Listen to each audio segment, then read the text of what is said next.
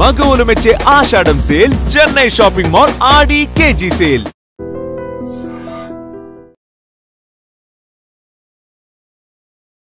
నమస్కారం, welcome to I dream. ధర్మ మార్గం విత్ విజిత కార్యక్రమానికి స్వాగతం.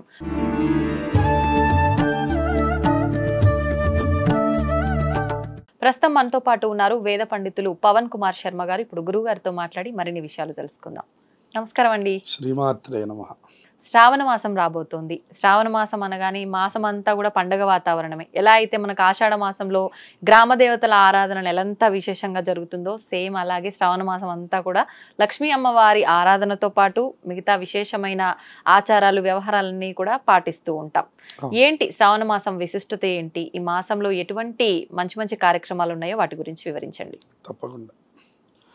నమస్తేస్తు మహామాయే శ్రీపీఠే సురపూజితే శంఖచక్రగదాహస్తే మహాలక్ష్మీ నమోస్తుతే. లక్ష్మీ అమ్మవారి యొక్క పరిపూర్ణమైనటువంటి మాసం శ్రావణ మాసం. అవునండి. అత్యంత శుభప్రదమైనటువంటి మాసానికి శ్రావణ మాసం అని పేరు. అందులో శ్రవణ నక్షత్రంతో ఉన్నటువంటి పౌర్ణమి కూడి ఉండడం వల్ల దానికి శ్రావణం అనే పేరు వచ్చింది అని చెప్తూ ఉంటారు. శ్రావణ మాసంలో మనకు వచ్చేసరికి దక్షిణాయనంలో వచ్చేటటువంటి మొట్టమొదటి విశిష్టమైనటువంటి మాసం కింద చెప్పుకోవచ్చు. అంటే ఇంకా అనేక విశేష మాసాలు ఉన్నాయి, అందులో మొట్టమొదటిది అని చెప్పుకోవచ్చు. ఎందువల్ల ఆషాఢ మాసంలో మనకి దక్షిణాయనం మొదలవుతుంది. ఆషాఢ మాసంలో దక్షిణాయనం దగ్గర నుంచి మనం చూస్తే అమావాస్య వెళ్ళాక వచ్చే మొట్టమొదటి ఆధ్యాత్మిక మాసం మనకి శ్రావణ మాసం. ఏ రోజు నుంచి అండి ఇది? ఈ సంవత్సరానికి సంబంధించి 25వ తారీఖు ప్రారంభమవుతున్నది. 25వ తారీఖు నుంచి ఈ శ్రావణ మాసాన్ని అత్యంత వైభవంగా జరుపుకోవచ్చు. శ్రావణ మాసం అనగానే మనకు కనపడేది ముందు మంగళగౌరి వ్రతాలు, అలాగే శుక్రవారాలు వరలక్ష్మి వ్రతాలు, శనివారం వెంకటేశ్వర స్వామి దీపారాధనలు. ఎందుకంటే శ్రావణ మాసంలో వచ్చే శనివారానికి అత్యంత ప్రాముఖ్యత ఉంది. అట్లాగే మనకి రాఖీ పండుగ ఇందులోనే వస్తున్నది. మనం చాలా భక్తిగా ఆచరించే వరలక్ష్మి వ్రతం ఇందులో వస్తున్నది. శ్రావణ శుద్ధ ఏకాదశి మనకి వెంకటేశ్వర స్వామి వారికి చాలా పవిత్రమైన ఉత్సవాలు చేస్తారు, అది ఈ మాసంలోనే ఉన్నది. గరుడ పంచమి అని మనకి సంతానానికి సంబంధించినటువంటి దోషములను తీయగలిగేటటువంటి నాగుల పంచమి ఈ మాసంలోనే ఉన్నది. ఇలా మనకి మొత్తం విశేషాలతో కూడుకున్నటువంటిది శ్రావణ మాసం. విశేషంగా సోమవారాలు మన పక్కన శ్రావణ మాసాలకి అంటే శివారాధనకి ఎక్కువ ప్రాధాన్యతను చెప్పలేదు, కానీ నార్త్ అంటే ఉత్తరాదిలో మనకి చాలా విశేషంగా భావిస్తారు శివారాధనకి ఈ శ్రావణ మాసాన్ని. కార్తీక మాసం. తెలుగు వారికి కార్తీక మాసం ఎటువంటిదో ఉత్తరాది వారికి శ్రావణ మాసం అటువంటిది. శివారాధనకి అత్యంత ప్రాముఖ్యత కలిగింది. అందుకని చాలా మంది శ్రావణ మాసం ఆ సోమవారాలు విశేషంగా మనం ప్రదోష కాలంలో అభిషేకం చేయడం కూడా కనపడుతుంటుంది. మన శృంగేరి జగద్గురువులు కూడా శ్రావణ సోమవారాలు ప్రదోషంలో విశేష అభిషేకాలు చేస్తూ ఉంటారు. అందువల్ల ఈ మాసానికి ఎంతో ప్రాముఖ్యత ఉన్నది. అందులో విశేషించి మనకి మొట్టమొదటిది మనం చెప్పుకోవాల్సింది మంగళగౌరి వ్రతాలు. మంగళగౌరి అనగానే అమ్మవారు సమస్త సౌభాగ్యాలని అనుగ్రహించేటటువంటి దేవత.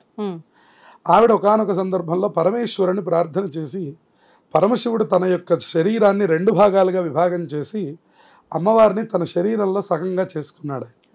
చేసుకున్నటువంటి తర్వాత ఆవిడ అడిగింది గౌరవర్ణంలో ఉంది. ఆవిడ గౌరవం అంటే పసుపు అని అర్థం. అటువంటి గౌరవర్ణంలో అమ్మవారు ఉన్నటువంటి సందర్భంలో ఈవిడ సర్వమంగళాదేవిగా అందరినీ అనుగ్రహించాలి అని ఆ స్వామి ప్రార్థన చేసినప్పుడు అప్పుడు ఆవిడ చెప్పింది, నన్ను శ్రావణ మాసంలో వచ్చే ఈ మంగళవారాల్లో ఎవరు నన్ను విశేషంగా ఆరాధన చేస్తున్నారో వాళ్ళకి తప్పకుండా అనుగ్రహం చేస్తాను అని చెప్పారు. అందుకని నూతనంగా వివాహమైనటువంటి స్త్రీలకి ఒక 5 సంవత్సరాలు మానకుండా చెయ్యమని, మిగిలినటువంటి వాళ్ళు కూడా మంగళవారం రోజున ఈ మంగళగౌరి దేవతని ఆరాధన చేసుకుంటే చాలా విశేషమని పెద్దలు చెప్తుంటారు. అయితే ఈ మంగళగౌరి అమ్మవారిని చేసేటప్పుడు వ్రతం చేసేవాళ్ళు కొంతమంది కలశ రూపంలో చేస్తారు, కొంతమంది శిలకి అంటే గౌరీ శిల అని దొరుకుతుంది మనకు ప్రత్యేకం. గౌరీ శిల అని విగ్రహం అమ్మవారి శిలా రూపంలోనే ఉంటారు. మనకి వివాహం అయిన తర్వాత అక్కడ గౌరీ పూజ చేసుకొని ఆ గౌరీ పూజ చేసుకున్నటువంటి శిలనే ఇంట్లో తెచ్చి పెట్టుకునేటటువంటి సంప్రదాయం కూడా ఉన్నది. ఆ శిలనే మనం ప్రతిరోజు పూజించాలి.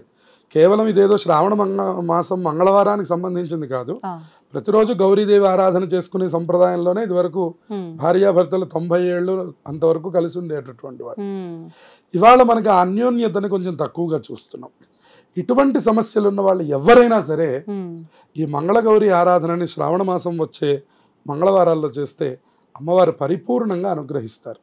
ఎందుకంటే ఈశ్వరుడు అడిగినప్పుడు అమ్మవారు చెప్పారట, ప్రత్యేకంగా శ్రావణ మంగళవారాల్లో కనుక చేస్తే నేను వాళ్ళ కోసం, వాళ్ళ సౌభాగ్యం కోసం నేను కాపు కాస్తాను అని చెప్పారు. అటువంటి శ్రావణ మంగళవారాల్లో అవకాశం ఉన్న వాళ్ళు కలశం పెట్టి చేసుకోవచ్చు, లేని వాళ్ళు కనీసం పసుపుతో గౌరీదేవిని తయారు చేసుకొని అమ్మవారికి గౌరీ అష్టోత్తరం పూజ చేసుకొని అమ్మవారికి ప్రీతికరమైన నైవేద్యాలు సమర్పించినా కూడా అమ్మవారు సంతుష్టురాలై మనకి సర్వకాలముల యందు ఆపద లేనటువంటి దాంపత్యాన్ని అనుగ్రహిస్తారు. చూడండి, ఆపద దాంపత్యం అంటే ఏమిటి అర్థం అంటే, భర్త అనారోగ్యంతో ఇంట్లో ఉండేటటువంటి స్థితి కలగకుండా అమ్మవారు కాపాడుతుంది.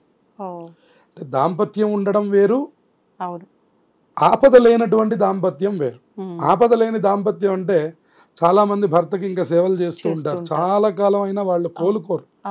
అటువంటి ఆపదలు మన జీవితంలోకి రాకుండా అమ్మవారు కాపాడాలి అంటే అందుకు ఒక్క శ్రావణ మంగళవారం చేసే నోము అమ్మవారికి అత్యంత శక్తివంతమైనది. ఒకవేళ అంటే కొత్తగా పెళ్ళైన వాళ్ళు కాకపోయినా ఇలా భర్తకు సేవ చేసుకుంటూ అంటే లైఫ్ లాంగ్ వాళ్ళు మంచంలో ఉండిపోవాల్సిందే అనే సందర్భంలో ఉన్న ఆడవాళ్ళు కూడా చేసుకోవచ్చు. అందరూ, ప్రతి ఆడవాళ్ళు చేసుకోవచ్చు. వాళ్ళేమో వ్రత రూపంలో చేస్తారు కొత్తగా పెళ్ళైనటువంటి వాళ్ళు. వ్రతము అంటే ఏమిటి అర్థం? తోరం కట్టుకోవడం, వాయనం ఇవ్వడం. దీనికి వ్రతము అని పేరు, తెలుగులో నోము అంటాం. దీన్ని వ్రతం అంటారు. అది కొత్తగా పెళ్ళైన వాళ్ళు చేస్తారు. నేను చెప్తున్నది ఏమిటంటే, ప్రతి స్త్రీ, సుమంగళి ప్రతి స్త్రీ కూడా ఒక చిన్న పసుపు గౌరీ అమ్మవారిని చేసుకుని పూజా మందిరంలో పెట్టుకుని అమ్మవారికి గౌరీ అష్టోత్తరంతో పూజ చేసుకోవచ్చు.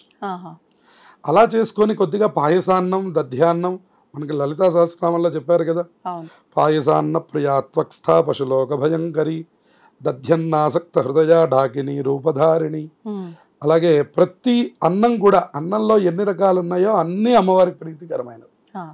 అందుకని గుడాన్న ప్రీతమానస, అలాగే దధ్యన్నాసక్త హృదయ, ముద్గౌదనాసక్త చిత్త. ముద్గౌదనం అంటే కట్టు పొంగలి, ఆలయాల్లో ప్రసాదంగా పెడతారు కదా, మన కట్టు పొంగలి అంటారు, దాన్ని ముద్గౌదనం అంటారు. అటువంటివన్నీ కూడా అమ్మవారి ప్రీతికరమే. మీకు ఏది అవకాశం ఉంటే త్వరగా అయిపోయేది. ఇప్పుడు పాయసం ఎక్కువసేపు ఏం పట్టదు, అలాగే ఈ ముద్గౌదనం కూడా పెద్దగా ఎక్కువసేపు ఏం పట్టదు. ఇవన్నీ కూడా త్వరగా పూర్తి చేసుకుని అమ్మవారికి నైవేద్యం చేసుకోవచ్చు. 4 వారాల 5 వారాల చూసుకొని చక్కగా అమ్మవారి ఆరాధన చేస్తే అమ్మవారు అఖండమైనటువంటి సౌభాగ్యాన్ని ఇస్తుంది. ఆవిడ అందుకనే సర్వమంగళాదేవి అన్నారు. మనం కూడా సర్వమంగళ మాంగళ్యే శివే సర్వార్థ సాధికే శరణ్యే త్రయంబికే గౌరీ నారాయణి నమోస్తుతే. ఈ శ్లోకంతో అమ్మవారిని కనీసం ప్రార్థన చేసినా కూడా, అవకాశం లేదండి, మేము ఉద్యోగాల్లో ఉంటాం, మేము అనేక చోట్లకి తిరుగుతూ ఉంటాం, మాకు అవకాశం లేదు అనుకుంటే కనీసం ఈ శ్లోకం ఒక 9 సార్లు చదువుకున్నా, 11 సార్లు చదువుకున్నా కూడా అమ్మవారు అనుగ్రహిస్తారు. ఆ శ్రావణ మంగళవారం అత్యంత శక్తివంతమైంది.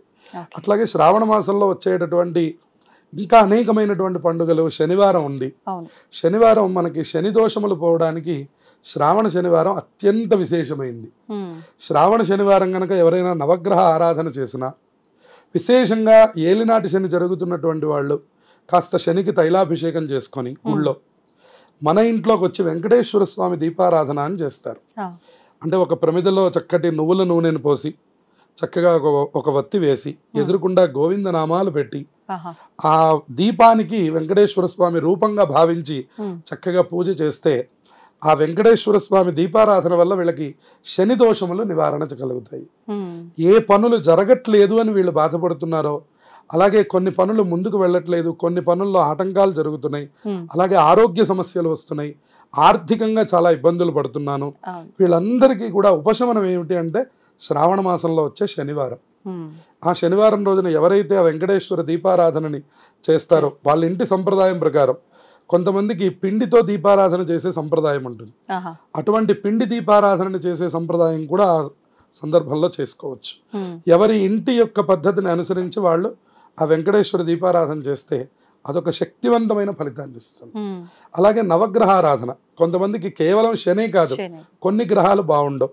అటువంటిప్పుడు ఏం చేయాలంటే శ్రావణ మాసంలో వచ్చే శనివారాలు నియమాలు పాటించి నవగ్రహాలకు ప్రదక్షిణం చేయడం, నవగ్రహాలకి అలాగే పూజ చేయించుకోవడం.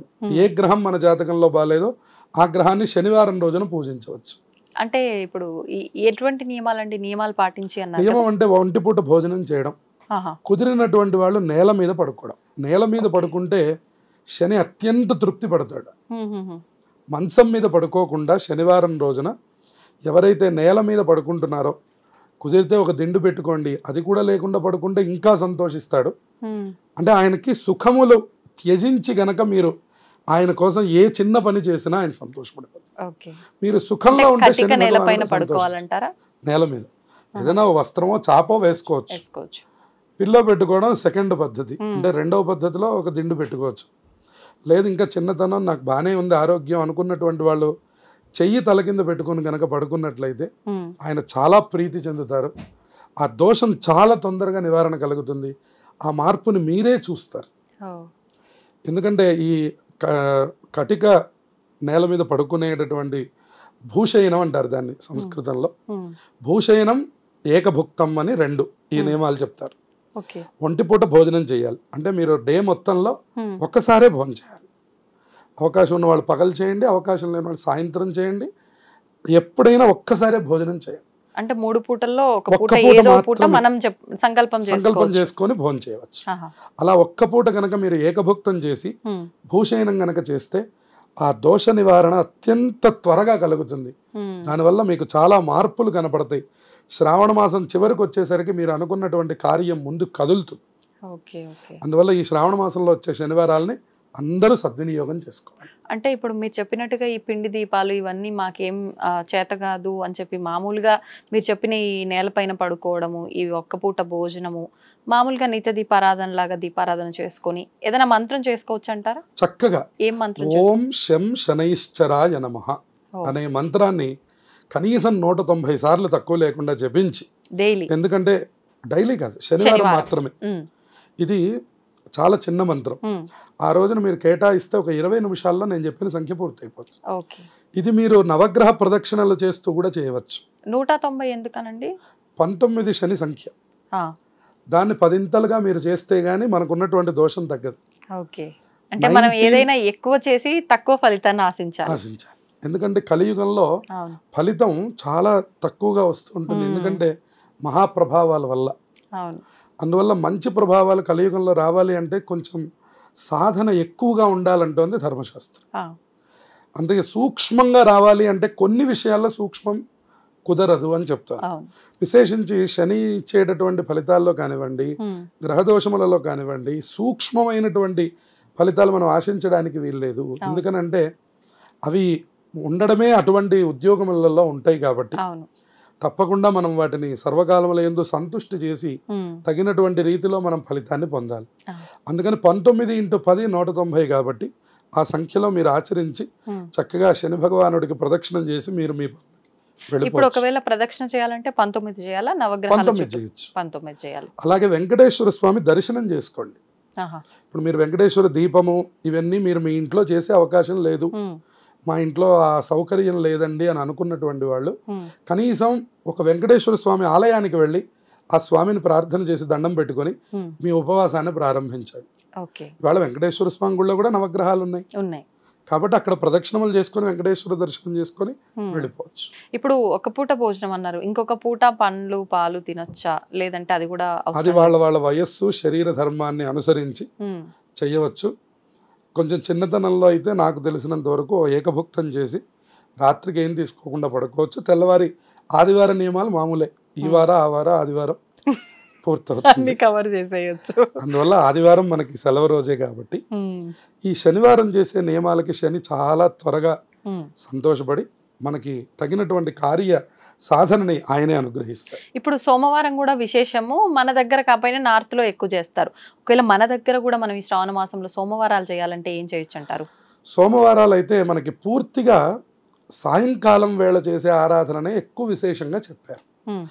అందుకని అవకాశం ఉన్నటువంటి వాళ్ళకి మాత్రం ఉదయం నుంచి సాయంత్రం 6 గంటల వరకు ఉపవాసం ఉండి అప్పుడు శివాలయానికి బయలుదేరి వెళ్ళడమా, లేదా ఇంట్లో మీకు ఉన్నటువంటి శివలింగాన్ని పెట్టుకొని ఆ పంచామృతాలతో అభిషేకం చేసుకోవడమా, ఓం నమ శివాయ అనేటటువంటి ఈ పంచాక్షరి మంత్రాన్ని మన మత గురువులు ఏనాడోనే పెద్దలందరికీ ఉపదేశం చేస్తున్నారు. ఇవి ఉపదేశంతో పని లేదు అని పెద్దలు చెప్తూ ఉన్నారు. కాబట్టి అటువంటి ఉపదేశాత్మకమైనటువంటి పంచాక్షరి మహామంత్రంతో మీ ఇంట్లో మీరే మీకు తోచినటువంటి శివారాధనని చేసుకోవచ్చు. లేదు దగ్గరలో దేవాలయం ఉంటే చక్కగా దేవాలయానికి వెళ్ళి చేయండి. అది ఇంట్లో చేసినటువంటిది ఒక 30% ఫలితం అయితే దేవాలయంలో చేసినటువంటిది ఒక 70% ఫలితం ఇస్తుంది. అట్లాగే ఏదైనా నదీ తీరాలు అటువంటి చోట్లకి వెళ్ళి క్షేత్రాలు అంటాం మనం, అటువంటివి 100% ఫలితాన్ని ఇస్తాయి. అంటే క్షేత్ర దర్శనం చాలా విశేషమైనటువంటిది.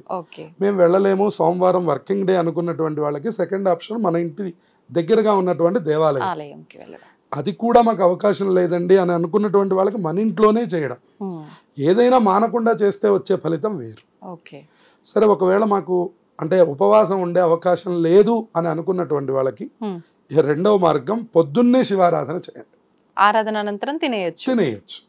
ఉత్తమమైనటువంటి మార్గము, మధ్యమమైనటువంటి మార్గాల్లో ఉత్తమమైన మార్గాన్ని మనం ఉపవాసం కింద చెప్పుకొని సాయంత్రం శివారాధన చేసి 7 గంటలకో 8 గంటలకో చంద్రుణ్ణి చూసి కనుక మనం భోజనం చేసినట్లయితే చంద్ర సంబంధమైనటువంటి దోషములు తొలగిపోతాయి.